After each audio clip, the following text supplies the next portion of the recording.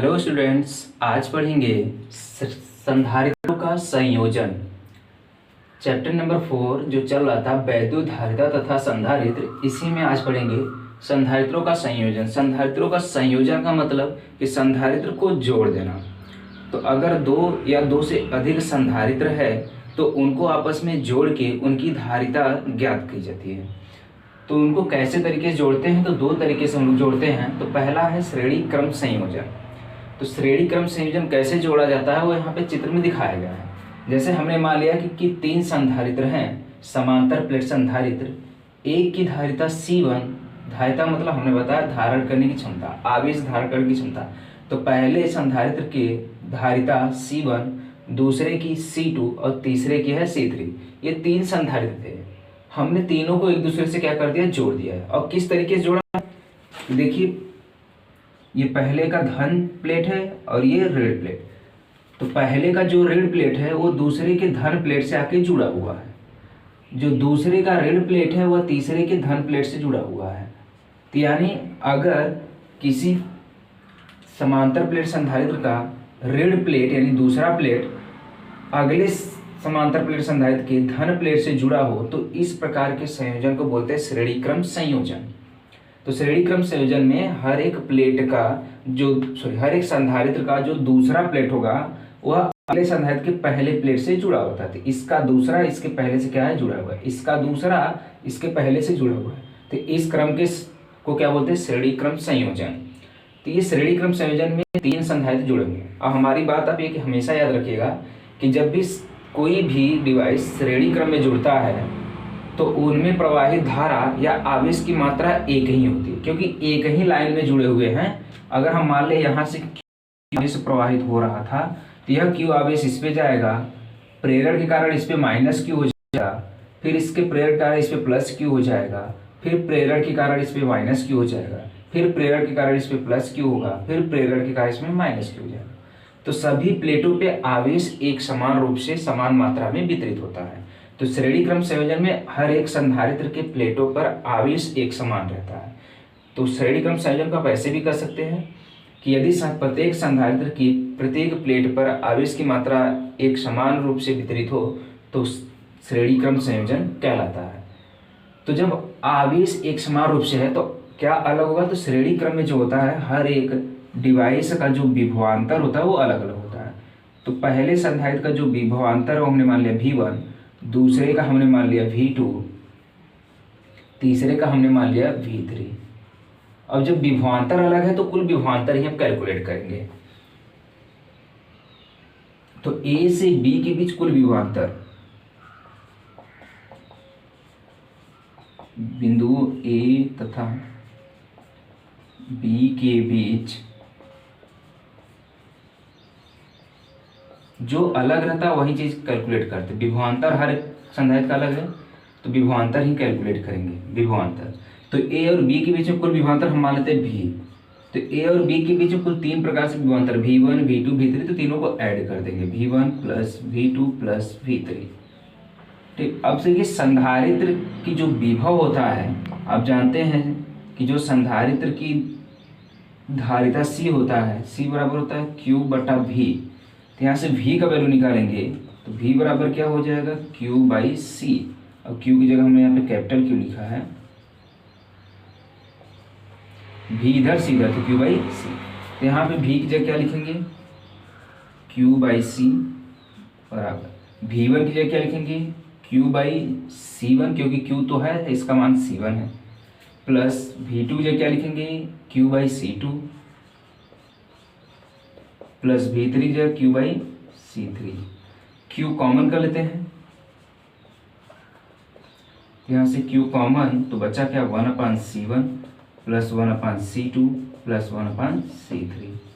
तो Q से Q cancel, तो मिला क्या, 1/C बराबर 1/C1 plus 1/C2 plus 1/C3। तो यानी जब तीन संधारित्र समान श्रेणी क्रम में जुड़े हुए हैं तो श्रेणी क्रम में जोड़ने के बाद इनकी जो कुल धारिता है जिसको हम तुल्य धारिता बोलेंगे, तुल्य धारिता का व्युत्क्रम 1/, जब लिखा था तो व्युत्क्रम, तो तुल्य धारिता का जो व्युत्क्रम है इस संधारित्र की अलग अलग धारिता के व्युत्क्रम के योग, प्लस लिखा तो योग के बराबर होता है। तो श्रेणी क्रम में जितने भी संधारित्र जुड़े रहते हैं उन संधारित्र की जो तुल्य धारिता का व्युत्क्रम होता है उनके अलग अलग धारिता के व्युत्क्रम की योग के बराबर होता है। तो ये रहा, यानी श्रेणी क्रम में जब भी आपको संधारित्र जुड़ा हुआ मिले तो इस फार्मूले का यूज करेंगे। अगर और भी संधारित्र रहते तो प्लस करके ऐसे आगे लिख देते हैं 1/c = 1/c1 + 1/c2 + 1/c3 plus and so on ऐसे। अब दूसरा जो है वह है समांतर क्रम संयोजन। तो समांतर क्रम संयोजन में तीन संधारित्र, एक की धारिता C1, एक की धारिता C2 और एक की C3, और ये तीनों जुड़े हुए हैं एक दूसरे से।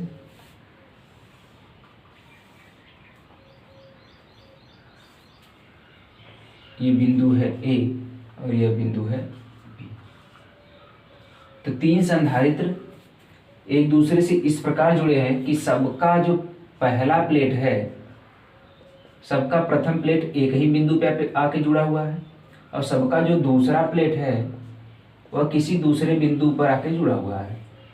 तो इस प्रकार के संयोजन को हम लोग बोलेंगे समांतर क्रम संयोजन।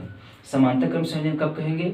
जब प्रत्येक संधारित्र का पहला प्लेट किसी एक बिंदु पर तथा दूसरा प्लेट किसी दूसरे स्थिर बिंदु पर जुड़ा रहे, यानी हर एक संधारित्र दो बिंदु के बीच में ही जुड़ा रहे, तो ऐसे संयोजन को बोलते हैं समांतर क्रम संयोजन। समांतर क्रम संयोजन में अगर मान लिया यहाँ से आवेश Q जा रहा है तो यहाँ से Q आवेश, देखिए तीन रास्ते हैं तो आवेश क्या हो जाएगा? बढ़ जाएगा।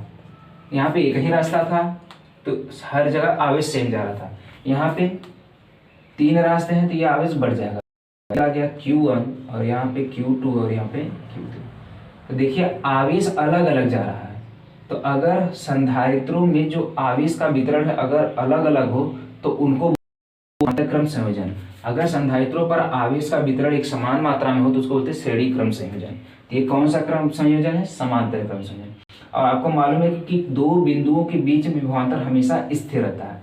तो ए और बी के बीच में ये तीनों जुड़े हुए हैं तो तीनों का विभवांतर क्या रहेगा? स्थिर रहेगा, यानी विभवांतर सेम रहेगा।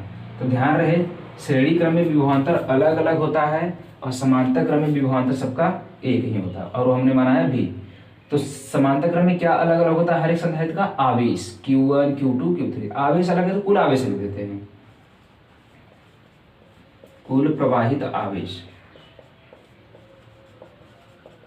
तो कुल प्रवाहित आवेश Q बराबर क्या है? Q1 है प्लस Q2 है प्लस Q3 है। तो Q1, Q2, Q3 तीनों को जोड़ देंगे, किसके बराबर आ जाएगा? Q के। फिर से यही फार्मूला लगाएंगे। अब देखिए Q का वैल्यू निकालेंगे तो Q बराबर क्या हो जाएगा? C into V। तो सिंस Q बराबर क्या होता है? C इंटू V, यहाँ पर रख देंगे। देयरफॉर C इंटू V बराबर यहाँ पे C1 into V plus C2 into V plus C3 into V।